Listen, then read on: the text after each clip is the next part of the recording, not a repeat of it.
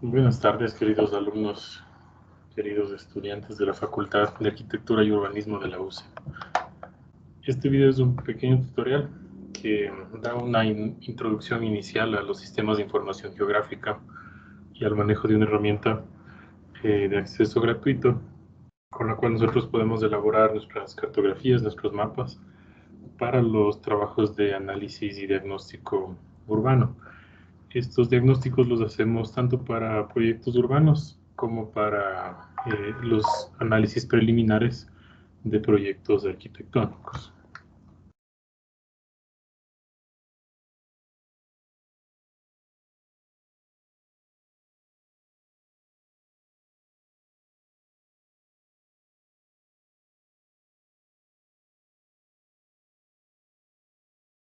Es importante entender que cuando nosotros observamos un mapa de un territorio en varias escalas, puede ser una que nos permita ver nuestro vecindario, un barrio, un país y por último el planeta, es muy probable que estemos viendo un mapa plano, una especie de proyección plana de lo que en realidad es una superficie casi esférica. Como ustedes saben, la Tierra es prácticamente una esfera, tiene una deformidad, un achatamiento, y en los polos y se ensancha un poco en la línea ecuatorial, pero no es un espacio plano, no es una forma plana. Entonces, cuando nosotros observamos esos mapas, a pesar de que los observamos como planos, en realidad lo que estamos mirando es una especie de traducción, un transporte de una geometría hacia otra, una proyección, para en la escala que nosotros normalmente trabajamos, que es el zoom que nos permite ver una ciudad, un vecindario, pues parezca que es plano. Vamos a obviar un poco las cuestiones de topografía, pero en general, en la escala que tenemos como seres humanos, nuestras ciudades, nuestro cuerpo mismo, somos tan pequeños que prácticamente percibimos el territorio como si fuera una serie de accidentes geográficos sobre un espacio plano, ¿no? Entonces, esta es la razón por la que generalmente los mapas no están presentados así como una especie de cúpula, que sería lo más cercano, ¿no? Cuando vemos una representación, una proyección de este tipo. Para los mapas que son globales y también para los mapas ya de menor escala, generalmente se han creado, se han diseñado formas de proyectar lo que se observa desde ciertas vistas del planeta hacia distintos tipos de superficie. Esta imagen que está aquí, por ejemplo, es una especie de planta del planeta Tierra vista desde el Polo Norte. Entonces, una planta, como ustedes saben, eh, es la proyección plana de cualquier objeto sobre una superficie horizontal, en nuestro caso, ¿no? En este caso, por ejemplo, esta superficie plana vista desde el Polo Norte, lo que nos muestra es prácticamente una visualización de todo lo que se alcanza a observar en ese plano. Entonces, no tenemos, por ejemplo, aquí la vista clara de Sudamérica, de nada del hemisferio sur. Prácticamente solo vemos de la línea ecuatorial hacia, hacia el Polo Norte. Existen también otras formas de proyección que tratan un poco de mostrar cada parte de este territorio representado en un plano con cierto equilibrio, porque si nosotros observamos así como el anterior, algunas zonas van a parecer mucho más chicas que otras. Entonces esta proyección, por ejemplo, para comparar tamaños no sirve. Esta de pronto se ajusta, se acerca un poco más, pero la que más ha sido utilizada, que de hecho también produce deformidades, pero ayuda un poco a establecer una noción casi de haber compuesto el mapa con un montón de pequeños planos rectangulares o cuadrados, es esta proyección cilíndrica. De este hay algunas variantes y ustedes un poco lo que observan aquí es que si yo observase el planeta Tierra, eh, digamos, una especie de fachada frontal al frente de la línea del Ecuador, pues también pasaría lo mismo que con la otra visualización plana, como si fuera una fachada. Y el problema que corremos ahí es que, por ejemplo, los países que están en los extremos del norte y del sur se verían un poco más aplastados, más pequeños de lo que en realidad son, y casi solo los que están en la línea ecuatorial se verían en el tamaño adecuado. Entonces aquí se hace un esfuerzo por estirar un poco la relación y tratar de presentarlos casi que en su verdadero tamaño. No es perfecto este ejercicio, porque de hecho el resultado es que terminan deformándose, esta necesidad de compensar se deforma de más. Entonces ustedes van a ver, por ejemplo, ahí que Estados Unidos y Canadá aparecen muchísimo más grandes de lo que en realidad son. A veces parece que fueran mucho más grandes que Brasil, y Estados Unidos y Brasil son casi del mismo tamaño, ¿no? Entonces, como la mayoría de masas continentales habitables están casi más hacia el norte que al sur, nosotros tenemos una concentración de masa de tierra ahí, ¿no? Y por eso es que a veces cuando exploramos un mapa plano proyectado en este sistema, como por ejemplo el Google Maps, cuando hacemos un zoom y nos alejamos, parecería que esos países son más grandes que los nuestros. Vean, por ejemplo, Groenlandia. No tiene nada que ver con el tamaño real. Entonces, es un estiramiento que más o menos permite dimensionar las cosas. Sin embargo, esta es una convención que nos permite organizarnos a través de distintas tablas. Y una de las formas de proyección de este tipo, que más o menos se organiza, que a veces intenta corregir esas deformidades, sin mucho éxito, pero sí tal vez con una distorsión conocida, manejable, calculable, es la de Universal Transverse Mercator, que debe su nombre a un geógrafo que designó y delimitó estas formas de proyección para navegar. Entonces, antes de que exista mismo, ¿no?, la profesión de geógrafo. Este trabajo que se ve aquí es una imagen que nos permite observar la forma en que esta especie de red de malla se proyecta en este plano UTM. Hay varios sistemas, hay varias proyecciones, y estas proyecciones las llamamos sistemas de proyección.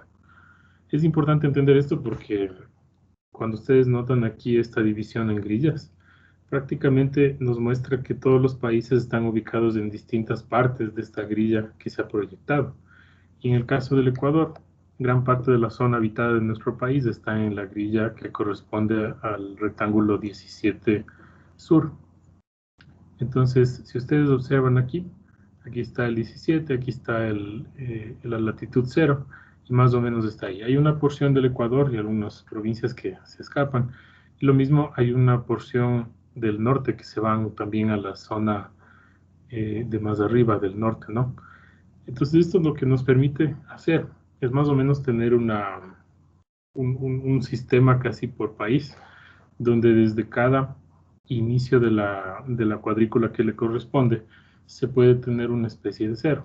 Si nosotros tomásemos otro cero aleatorio en la Tierra, que puede ser la latitud cero, de pronto que coincida con el meridiano de Greenwich, de pronto los números que necesitemos para referenciar cada punto respecto a ese punto de acá, pues van a ser demasiado extensos en kilómetros, van a tener muchos dígitos. Entonces, si solo vamos a trabajar en una escala local, pues necesitamos solamente una referencia local donde el cero inicia en el punto cero de estas coordenadas. Entonces, sabiendo que el caso del Ecuador se trabaja principalmente en esa zona 17 sur, es la información que nosotros buscaremos en nuestros programas, para avisarle a los programas que utilizaremos que vamos a trabajar en ese sistema de coordenadas, y los puntos que coloquemos serán números de coordenadas en relación a esta ubicación. Existe, claro, la forma de ubicarlos en relación al cero convencional, que está en el meridiano de Greenwich, y la latitud cero. Y esas son otras coordenadas geográficas, ¿no?, que un poco son números en grados, minutos y segundos. A veces también se utiliza grados decimales, y eso es lo que a veces vemos cuando colocamos un punto en Google Maps. Pero cuando nosotros manejamos información que viene de fuentes oficiales, en nuestro caso tenemos que saber que es probable que esté asociada a una de estas zonas. Puede ser que estén estudiando ya un nuevo sistema solo para el Ecuador, pero por ahora la mayoría de los datos que ustedes se consiguen para todo el Ecuador están en el sistema UTM en la zona 17 sur. Ciudades como Quito ahora tienen su propio sistema de proyección que se calcula. ¿Qué significa SIG? Bueno, las siglas significan un sistema de información geográfica. Y esto de sistema es importante entender porque un programa que nos permite visualizar datos geográficos no es en sí mismo un SIG.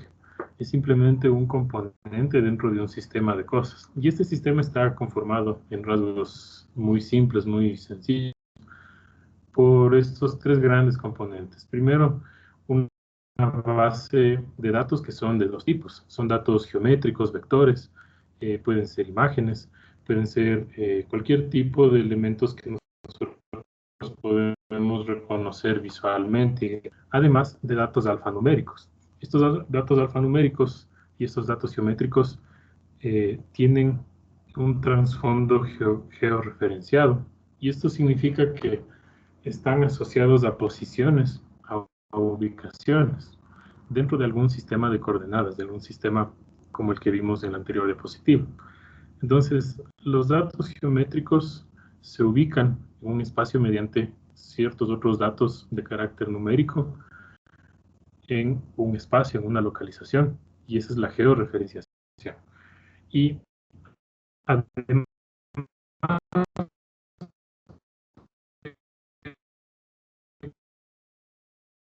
que es el tipo de datos alfanuméricos. Es decir, si yo tengo el dibujo, por ejemplo, de una manzana, de una cuadra, del perfil de una edificación, el eje de una vía, de un río, yo puedo agregarle datos a ese elemento en función de una serie de características, por ejemplo, qué tipo de agua, el grado de contaminación, el nombre del río. Entonces, más allá de los datos geográficos de posición, también se cuenta con la posibilidad de asociar otro tipo de datos alfanuméricos. Así funciona el registro, por ejemplo, de los censos, así funcionan las bases geográficas que uno tiene disponibles en otras fuentes oficiales. En los archivos que se trabaja en el software de diseño asistido por computador, como por ejemplo AutoCAD, ustedes no tienen la posibilidad de asociar muchos datos, casi nada de datos alfanuméricos a estos vectores. Es decir, ustedes dibujan, por ejemplo, un cuadrado, pero cuadrado no significa nada. Noción adicional que un poco explique qué es lo que estamos intentando representar. Es simplemente una forma abstracta. Ese cuadrado, lo que sí, el AutoCAD nos muestra las propiedades que tiene, ¿no? Su área, su perímetro, a veces su posición de coordenadas en un sistema de referencia propio, pero no puede, por ejemplo, asociarse como si fuera una manzana con un nombre, con una cantidad de habitantes dentro de ese cuadrado. Entonces, la diferencia básicamente entre un CAD, por ejemplo, el AutoCAD, y un programa que representa información geográfica, es que los vectores, los datos geométricos, tienen siempre un significado para la persona que está elaborando esta cartografía. Entonces, ustedes cuando elaboran esto saben lo que significa, pueden traducir los elementos del territorio en formas y agregarles información. Estos datos se juntan y son representados visualmente en una pantalla, son representados en una especie de plataforma que los junta, los traduce y los muestra y los visualiza. Y se puede comenzar a trabajar en una cartografía. Entonces, el rato de decidir, por ejemplo, cuáles son los datos que se representan, en qué posición están, cómo los gráficos según algunos de los datos alfanuméricos, como por ejemplo, mientras más personas existan en un rectángulo que significa una manzana, más oscuro el color. Todo eso se hace a través de un programa de visualización. Ese es el programa que veremos a continuación cómo funciona y cuál es el criterio esencial. Al final, el producto que se obtiene de este procesamiento de información son mapas. Son mapas que reflejan un conocimiento, que reflejan una realidad, que reflejan los datos espacializados de un territorio. Varios fenómenos se pueden representar en el espacio en este sentido. Cuando nosotros utilizamos la geometría en dibujo arquitectónico, pues estamos representando esencialmente formas y tenemos nuestra propia disciplina y nuestros propios códigos visuales para qué significa cerca, qué significa lejos, qué significa cortado, qué significa una vista, una planta. Entonces, simplemente son formas de representar un espacio. Sin embargo, en un sistema de información geográfica, estos elementos de dibujo tienen otros significados. Ya representan entidades complejas del territorio, fenómenos sociales, Entonces, podemos utilizar desde puntos, líneas y polígonos hasta imágenes. En este sentido, una base de datos gráfica, por ejemplo, que contenga puntos, puede significar la localización de crímenes. Es decir, uno puede en el mapa localizar puntitos, irlos insertando y comenzar a registrar crímenes que han ocurrido en una zona. Puede comenzar a registrar eventos, cosas que sucedan en el tiempo, registrar la hora, el lugar, el tipo de evento que ha ocurrido.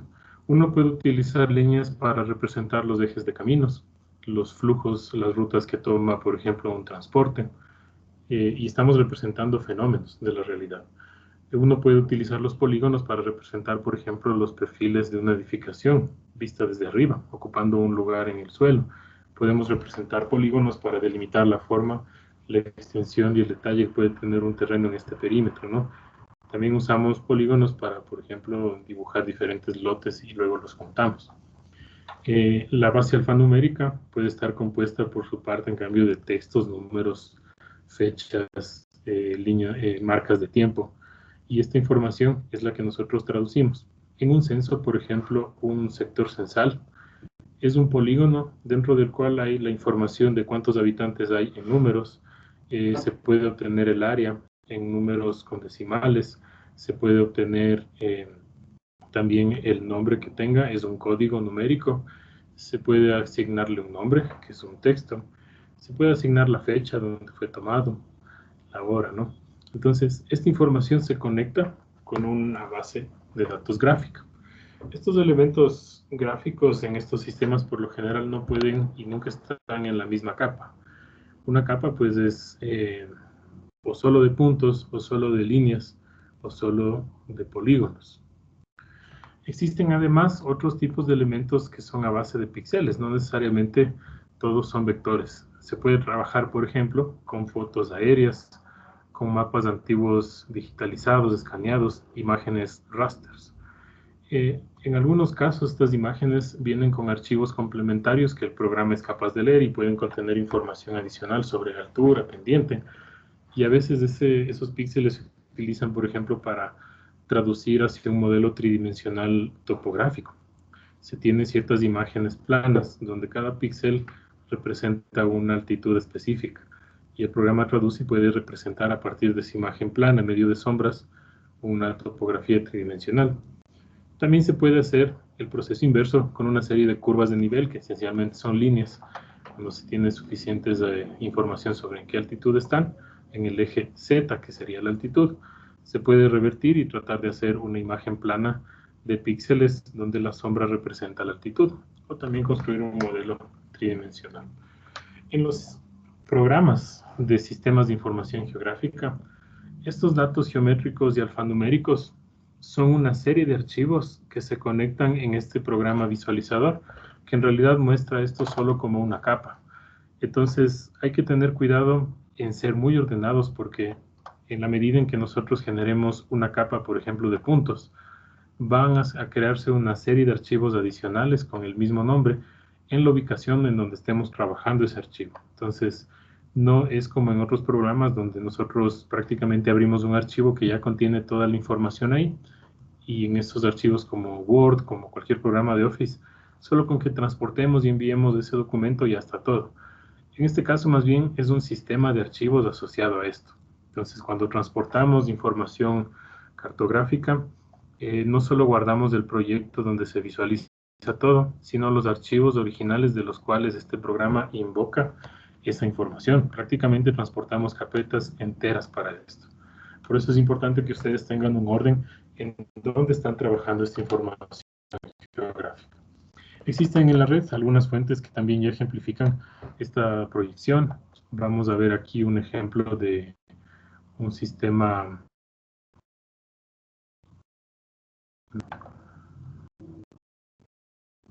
que es el Geoportal ecuatoriano. Aquí se tiene algunos mapas temáticos, aquí se llaman visores, como ustedes ven.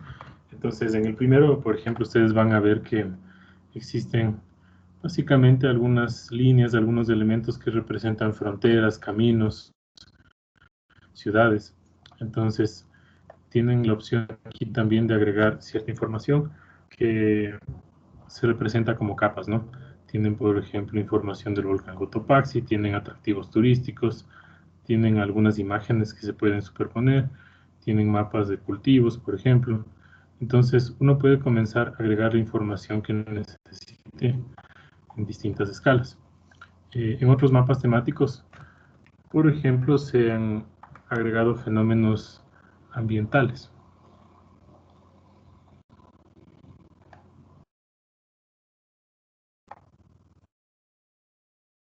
Entonces, fíjense que al momento de expandir, uno cuenta con cierto tipo de información que nos permite cargar datos de superficie de algunos ecosistemas. Siempre está en evolución este portal y creo que en algunos casos ya nos permite exportar esta información. Vean el tipo de proyección que es, ¿no? Entonces, lo que les decía, a veces parece que los países más al norte fueran mucho más grandes que los del sur y no son tan así. Entonces, aquí está. Ahora vamos a ver cómo nosotros traducimos ciertos elementos esenciales de un tejido, lo más básico, y cómo podemos preparar un sencillo mapa base en un software de sistema de información geográfica que es el QGIS o el Quantum GIS. Para esto vamos a explorar, es fácil de encontrarlo. Ustedes pueden en los motores de búsqueda escribir simplemente QGIS, QGIS, y se encuentran con varios resultados que invocan, ¿no?, al proyecto QGIS. Es un software libre, siempre está en actualización, siempre hay versiones nuevas. Cuando ustedes entran en uno de los resultados, pueden elegir el idioma de la página en español. Y es mejor si lo escogen desde el principio porque así también se puede tener el programa en español. Aquí ustedes van a tener la opción de descargar ahora. Y es importante que consideren lo siguiente. Cuando vean las versiones de descarga para Windows o descarga para macOS o lo que sea, es importante fijarse en descargarse la última versión más estable. Entonces, esas versiones más estables son importantes porque no contienen errores, no contienen eh, problemas de carga de documentos. En cambio, las versiones más nuevas, que dice más rica en características, sí tienen esos problemas. Prefieren siempre la más estable. En algunos casos puede ser que estén acostumbrados a una versión un poquito más antigua. Tomen en cuenta que esto se actualiza casi cada 2 meses, es muy rápido la velocidad de actualización, cada vez hay nuevas versiones. Pero QGIS mantiene un catálogo de las anteriores instalaciones. Entonces, si ustedes bajan un poquito más, van a encontrar una zona que se refiere a todas las versiones. Entonces, vamos a buscar donde dice todos los lanzamientos. En el primer link, ustedes pueden encontrar las versiones anteriores para el iOS, perdón, para el macOS y para Windows. En la demostración que voy a hacer, la que yo estoy usando es la 3.10.7. Esta es una de las más estables que yo estoy manejando, ¿no? Y hay que fijarse en que tal vez nosotros tengamos un sistema informático de 64 bits, como son muchas de las computadoras contemporáneas, ¿no? A veces son de 32, pero la mayoría son de 64. Entonces, yo voy a trabajar con esa, se instala el programa, se siguen los pasos de instalación. Y en este caso, ustedes si deciden bajarse la más estable de las recientes, pues busquen 64 bits, si es que su computador está en ese sistema. Bueno, entonces, ¿dónde aparecen estas herramientas? Cuando se instala, ustedes pueden buscar, por ejemplo, QGIS, y van a encontrarse con una serie de programas que aparecen, pero el que vamos está en nuestras aplicaciones generales. Vamos a buscarlo por aquí para que vean un poco la diferencia entre uno y otro, ¿no? Entonces aquí en QGIS tenemos una serie de elementos con ciertos plugins. Si abren solamente el que se llama QGIS, en este caso es el 3 porque es 3 punto algo, ya con eso está bien. Aquí van a ver que esta versión se llama A Coruña. Este software libre generalmente le bautiza con nombres de ciudades a este programa, ¿no? Aquí ustedes pueden ver ya cómo se ve este programa de visualización y tiene algunos componentes. Tiene en la parte izquierda unos paneles que reflejan fuentes de información. Aquí se ve, por ejemplo, la unidad C o D, que son dos partes del disco duro de este computador. En la derecha podemos tener la caja de herramientas de procesos, que a veces está oculta. Y cuando no abrimos nada, nos salen los proyectos recientes que hemos hecho. En este caso vamos a hacer uno solo, uno nuevo. Entonces con eso será suficiente. Lo primero que vamos a hacer cuando generamos un nuevo proyecto es estar pendientes de generar una carpetita propia. Vamos a irnos, por ejemplo, aquí al escritorio y vamos a generar una carpeta que se llame ejemplo, en mi caso, ¿no? Y vamos a fijarnos que dentro de esa carpeta crearemos todo. Tiene que estar de preferencia ya creado. Vamos a configurar ahora el primer archivo de nuestro proyecto QGIS, que va a componerse de varios datos. Entonces, lo primero es seleccionar el sistema de coordenadas. Si ustedes simplemente en el botón que dice clic aquí abajo en la derecha, se van a SRC y buscan en filtrar con el término 17 sur, se van a encontrar rápidamente con el código que es utilizado por el Ecuador. Este de aquí, por ejemplo, está utilizado para los caminos, para las fronteras, para los bordes de ciudad, el mapa político del Ecuador que se obtiene de fuentes oficiales. Entonces, ustedes pueden trabajar en eso. Si es que no desean trabajar en eso y desean trabajar, por ejemplo, con el sistema de coordenadas básico, solamente el WGS84, este de aquí, me parece que es World Geographic System, no estoy muy seguro de las siglas, tiene un centro más o menos aquí, si ven el mapita. Entonces, ahí puede ser que utilicen coordenadas muy similares a las que ustedes observan en Google Earth, en Google Maps, y de pronto ese les sirve cuando quieren buscar la ubicación. Lo interesante del QGIS, por ejemplo, aquí, es que es muy fácil trabajar con dos al mismo tiempo. Por ejemplo, yo quiero ponerle en este que es el más general, el básico. No voy a coger nada, aquí está uno de Quito, ¿no? El que solo se llama WGS84 para manejar el lenguaje que utiliza actualmente QGIS, perdón, Google Earth, Google Maps y otros mapas, ¿no? Porque de pronto tengo información de un punto que me di cuenta que existe, que le tomé con mi GPS, pues mi GPS me está reportando en ese sistema unas coordenadas decimales, ¿no? También se puede poner en grados, minutos y segundos. Estos serían grados decimales. Le voy a poner en este, pero lo interesante de este programa es que si, por ejemplo, me consigo una capa de provincias, de lo que sea, que me bajé de una fuente oficial del gobierno, probablemente esté en 17 sur. Entonces hay una forma de avisarle al programa que cuando llamo ese archivo, le incrusto, ese está en 17 sur y el programa se encarga de colocarle en la ubicación correcta y luego se puede inclusive transformar. Por ahora no le vamos a tocar. Si ven cuando me desplazo, aquí en la zona de coordenadas cambia la posición, ¿no? No es recomendable estar haciendo mucho zoom ni mover antes de nada. Vamos a colocar un mapa base de fondo. Entonces, para esto, este programa que es gratuito nos permite instalar ciertos módulos, complementos adicionales que se pueden ir agregando. Algunos son hechos por creadores independientes. Vamos a ir al menú que se llama Web. Tenemos una pestañita que se llama, una opción en el menú que se llama Quick Map Services y nos vamos a ir abajo a la opción de configuraciones o settings. Cuando ustedes dan clic ahí, les va a aparecer esta ventanita que se llama Quick Map Services Settings.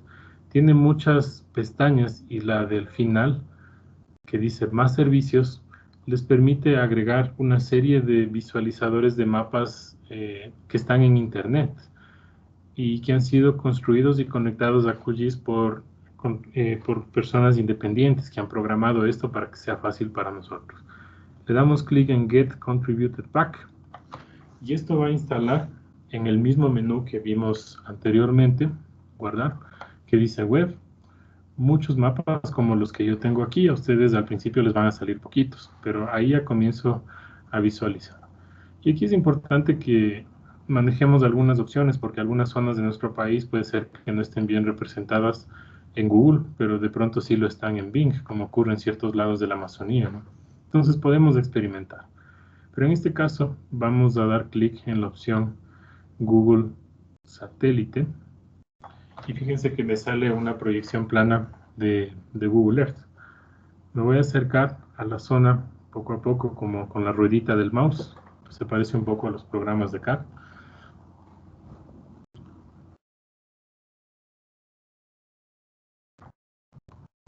Y, por ejemplo, me encuentro en la ciudad de Quito. ¿Sí? Vamos a tomar aquí un vecindario aleatorio como referencia.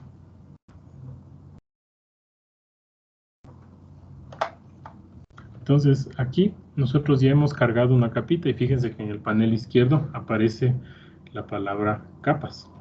Estas capas de aquí son las que nosotros podemos agregar y crear como puntos.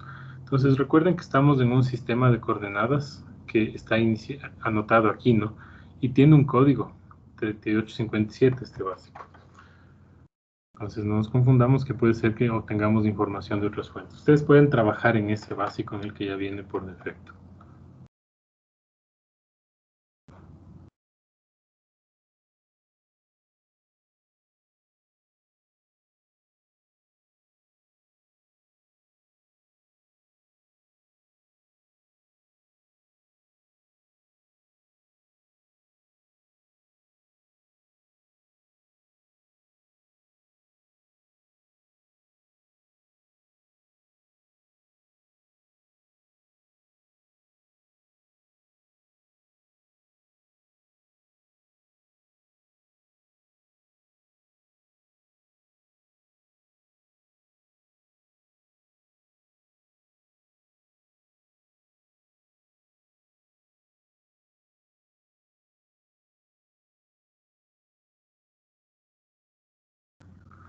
Vamos nosotros a entrar al menú capa para crear nuestra primera capa. Vamos a la opción añadir capa, crear capa. Y aquí vamos a crear un nuevo archivo shape. Así es como se conocen generalmente a muchos de los archivos que contienen distintas capas geométricas con información alfanumérica adicional. Nueva capa de archivo shape. Entonces aquí es donde ya comenzamos a ubicar los archivos que vamos creando. Si damos clic en estos tres puntitos, nosotros podemos acceder a un menú que nos permite encontrar nuestra carpeta. Vamos a llamarle ejemplo. Y esta primera capa de archivo shape, si ustedes ven que tiene la extensión SHP, se va a llamar ejes viales. Yo recomiendo que no utilicen símbolos ni letras como la ñ ni letras con tilde. La ñ en realidad es la n con un símbolo encima, ¿no? Y tampoco los espacios. Tratemos mayúsculas, ejes viales. Y en lugar de espacio, el guión bajo, ¿no? Entonces se va a llamar ejes viales de este archivo. Va a estar en este sistema de codificación que no vamos a cambiar.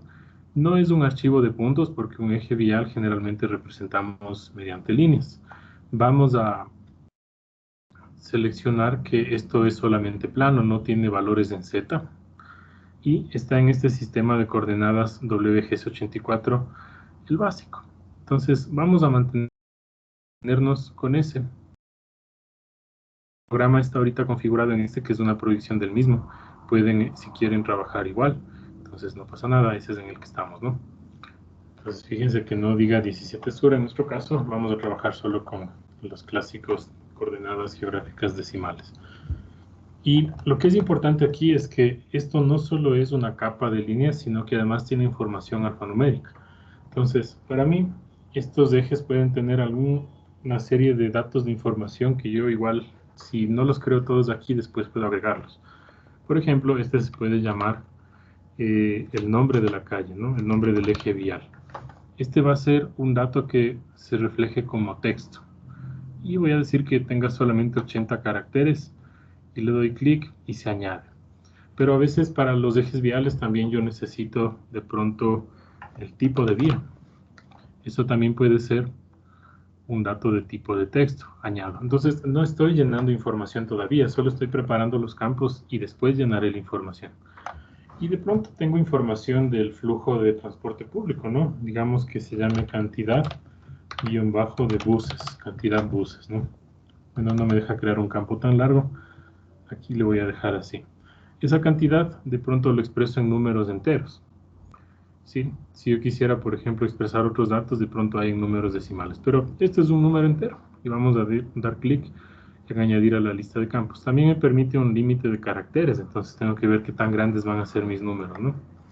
Bueno, entonces fíjense, está creado un shape, línea, los campos de información que yo necesito agregar, después puedo poner más, aceptar. Entonces está creado y ahora tengo que comenzar a dibujar cosas en esa capa. Solo me permite dibujar líneas, no puntos, no polígonos. Toda capa en estos sistemas, en estos programas, tiene que entrar en un modo de edición para poder ser modificada, si no solo es visualización. Entonces ustedes van a encontrar una herramientita aquí, que es un lápiz que dice conmutar edición. Cuando yo doy clic, notan que se activan otros comandos. Entre ellos, uno que me permite añadir línea. Doy clic, voy a acercarme un poquito y digamos que voy a trabajar los ejes de aquí. Voy a trazar clic, suelto, clic, suelto. Si doy clic derecho o enter, pues yo puedo comenzar a llenar la información de esa liñita. Y vamos a llamarla, por ejemplo, en ID es un número, es un campo que sale por defecto, no necesitan llenarle, o si quieren le ponen un código para identificar, pero no hace falta. Se va a llamar calle Ceballos. Avenida Ceballos, yo no sé si se llama así. El tipo, por ejemplo, digamos que se llama principal. En nuestra legislación urbana puede variar de ciudad a ciudad, puede llamarse colectora, puede llamarse arterial, pero en este caso, por algo sencillo, vamos a llamarle principales, secundarias, locales, ¿no? Las más pequeñas. Y digamos que yo sé que ahí pasan 8 buses al día. Sí, digamos que eso representa cantidad de buses al día. Si yo intento poner texto aquí, estoy tocando mi teclado, no se puede. Pongo aceptar. Entonces voy a dar clic derecho en la capa de Google Satélite y voy a dar clic en propiedades. Voy a hacerle un poquito más transparente para que se pueda visualizar la línea que hice. Entonces fíjense que dice transparencia, opacidad global, ¿no? Ahí se puede notar la línea que yo dibujé. Sí, no lo voy a sobrepasar mucho. Entonces yo puedo seguir aumentando líneas. Digamos que quiero también dibujar esto. Clic, suelto, clic, suelto. Ah, perdón, estoy en la capa equivocada. Tengo que ubicarme en mi capa para poder editar. Clic, suelto y clic, suelto. Puedo poner Enter.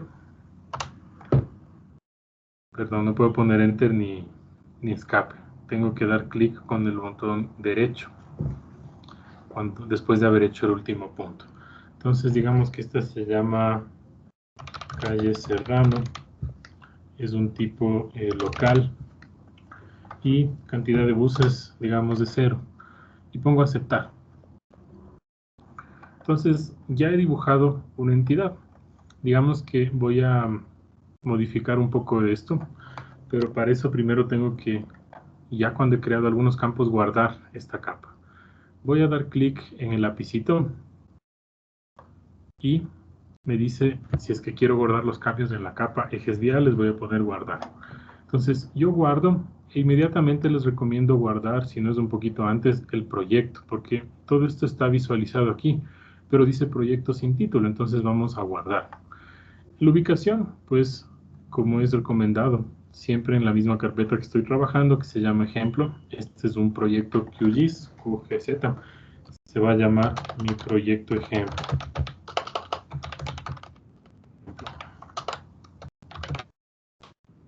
Guardar. Si ustedes observan la carpetita en la que crearon, está aquí el archivo del proyecto que integra todo. Y además, por la capa ejes viales, tengo todo esto. Fíjense, yo no puedo transportar solo el archivo shape, que es este de aquí. Tengo que transportar todo. Y si por algún motivo se me borra el proyecto, pues esta información que yo generé, estos ejes con esos datos, se mantiene mientras mantenga este paquete de aquí junto. Entonces vamos a hacer ahora un ejemplo de estilos en esto. Quiero que los ejes viales se representen de distinta manera. Entonces yo doy clic derecho, pongo propiedades y voy a ir a la capa que dice simbología. Yo tengo un menú aquí que se despliega para distintas cosas. Vamos en general a trabajar con estas tres opciones: único, categorizado o graduado. El símbolo único es cuando yo quiero representar a todos los elementos por igual. Por ejemplo, eso podría ser yo con los lotes. Y no quiero ese color amarillo, pues me quedo en línea. Voy a seleccionar un color tal vez de una paleta. Puedo seleccionar también, sabiendo el código HTML, ¿no? Son códigos que se encuentran en todos los programas de Office, inclusive de Photoshop, etcétera. Uno puede darse cuenta de cómo están creados, ¿no? Esos códigos. Pero generalmente yo doy clic en ese botón y puedo escribir aquí ese código. Aquí también, en cualquiera de estas. Siempre me aparece el espacio para ese código. Este 000 es el negro. Si yo doy clic en aplicar, fíjense cómo cambia el color. Yo también puedo seleccionar el tipo de línea. Entonces fíjense que aquí hay algunas opciones de patrones de líneas. Puede ser este de aquí. Algunos ya son estándares para geometría. Si es que encuentran una línea de ejes que es conformada por líneas y puntos, pues me avisan. Pero yo voy a dejar por ahora esta, que más o menos parece que fuera una línea de eje. Puedo decidir la anchura, ¿sí? Puedo un poco manipular esto. Y yo, para los ejercicios de diagnóstico que haremos, solo estaré contento con que tengamos capturas de estos mapas que van realizando. Entonces no se preocupen tanto todavía por generar láminas, eso haremos después. Entonces fíjense que puedo ahí elegir la anchura, ¿no? Tengo en cuenta que si cambio el zoom, pues también se ajusta a ese ancho. Aceptar. Entonces ahí está, vamos a guardar mi proyecto. Y yo así puedo ir trabajando. Digamos que quiero representar otra cosa, yo puedo duplicar esta capa, pero cuando duplico nunca se duplican los archivos originales de la capa, solo la visualización. Entonces voy a hacer una visualización de esta misma capa que creé. Cuando le di clic derecho le puse duplicar, se me hizo una copia. Pero esta vez voy a representar otra cosa. Voy a propiedades, simbología, y en lugar de símbolo único selecciono las opciones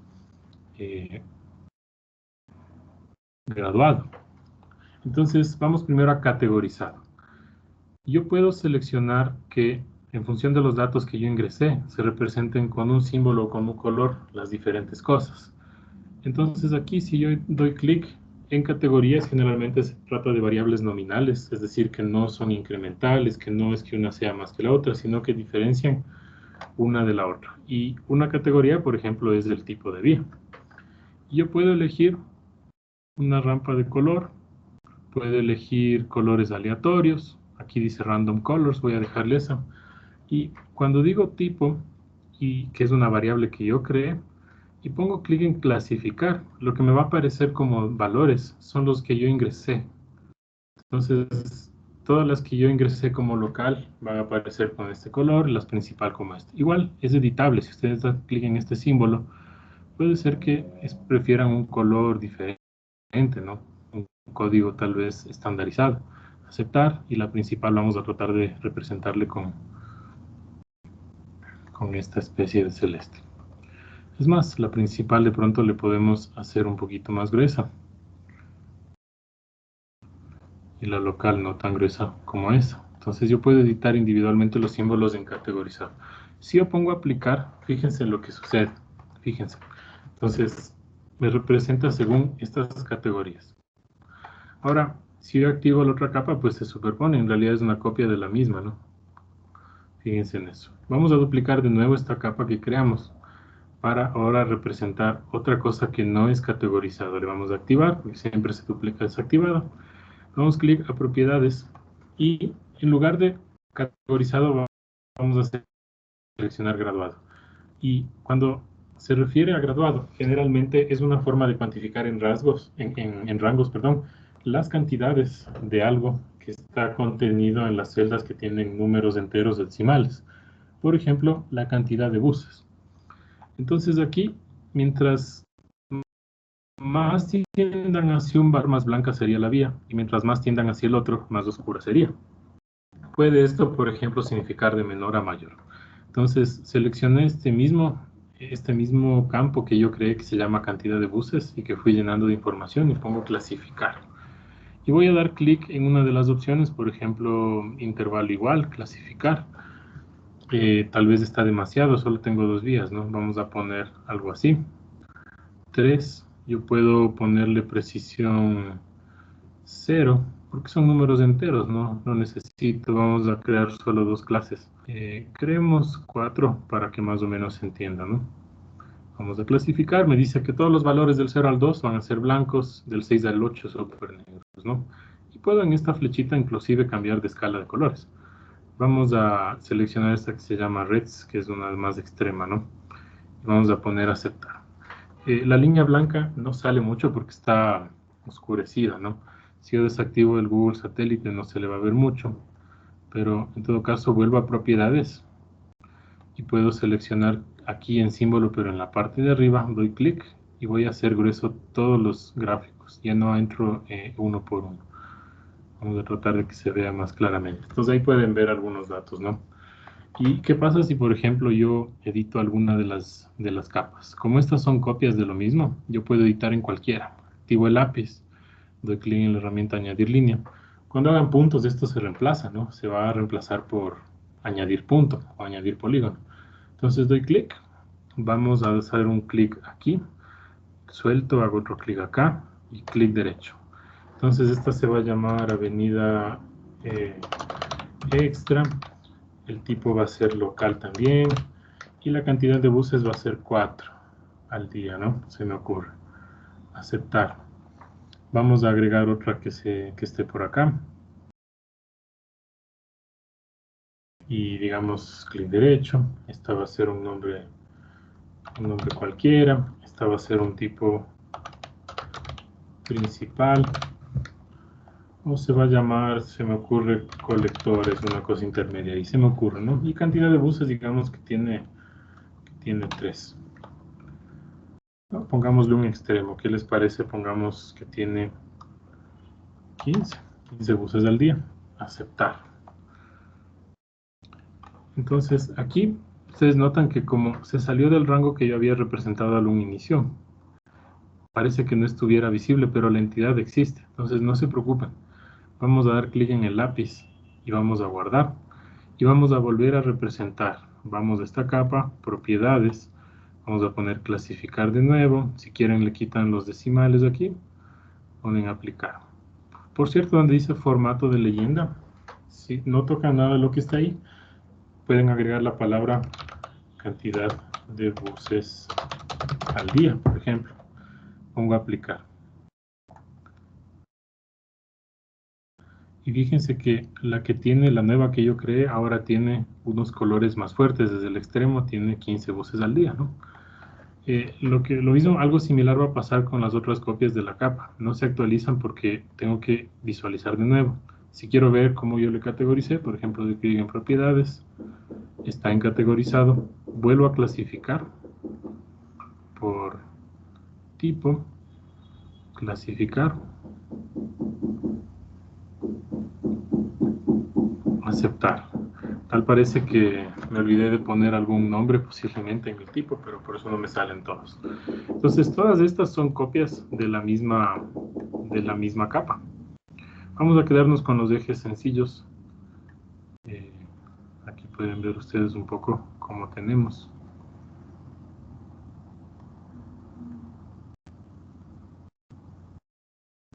¿Sí? En la representación siempre es importante tratar de informar que estamos trabajando con un solo. Si ven, le vuelvo a aplicar y se visualiza. Ahora, mucha atención con esto y es la parte con la que voy a cerrar. Vamos a dar clic derecho en una de las copias de esta capa. Igual pueden crear otra capa de puntos, ¿no?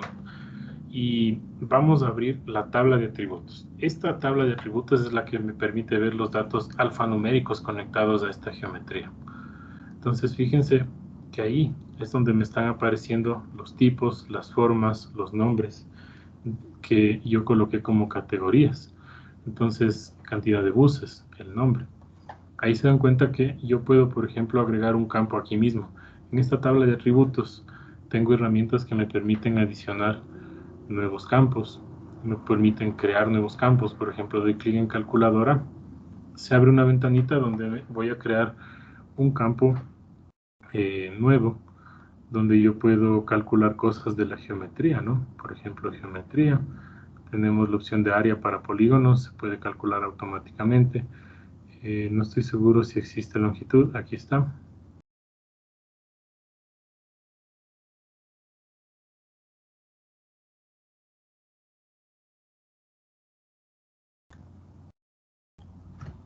Voy a utilizar el símbolo de dólar y length, ahí. Y acá abajito me aparece un ejemplo de cómo me va a salir uno de los ejes que dibujé, tiene 500 metros, ¿no? Entonces se va a llamar así y le voy a llamar longitud. Yo sé que está en metros, ¿no? Si quiero convertir a kilómetros, pues posiblemente tenga que hacer la división para 1000. Y vean cómo cambia la representación, ¿no? Eso se hace con población cuando se hace cálculos de población por hectárea, por ejemplo. Aceptar. Entonces fíjense que se creó un campo calculando estos valores. Esto ya es fijo, ya no se puede volver a calcular. Voy a desactivar el lápiz porque cuando creé el campo activé la edición de la capa. Aceptar. Y todos estos archivitos que yo tenía de esa capa ejes viales contienen esa información que estoy trabajando en este momento. Entonces vamos a tratar de visualizar algunos componentes. Aquí como yo modifiqué algunas cosas, pues no me permite aparecer la nueva categoría que creo. Entonces vamos a tratar de establecer un símbolo único. Puede ser exactamente ese que está. Vamos a borrar todo, clasificar de nuevo. Vamos a ver, a visualizar las clases existentes. No sé por qué me salen solo 2 valores. Debería salir todo, ¿no? Bueno, vamos a dejarle ese ahí. Vamos a dar clic derecho en propiedades y ahora quiero que presten atención a lo último, que es asignar etiquetas.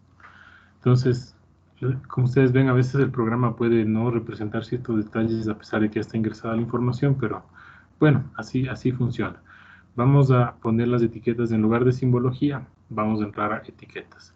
Aquí ustedes van a encontrar la opción de etiquetas sencillas y quisiera yo colocar un texto que esté basado en el nombre. Le voy a poner también aquí donde dice buffer, un clic en dibujar buffer de texto. Entonces, si yo pongo aplicar, fíjense que salen los nombres aquí, ubicados, ¿no? Yo puedo utilizar eso para asignar los nombres de los puntos. Ustedes pueden manejar y monear un poquito con las configuraciones para los tamaños, los fondos, la posición, pero básicamente así funciona.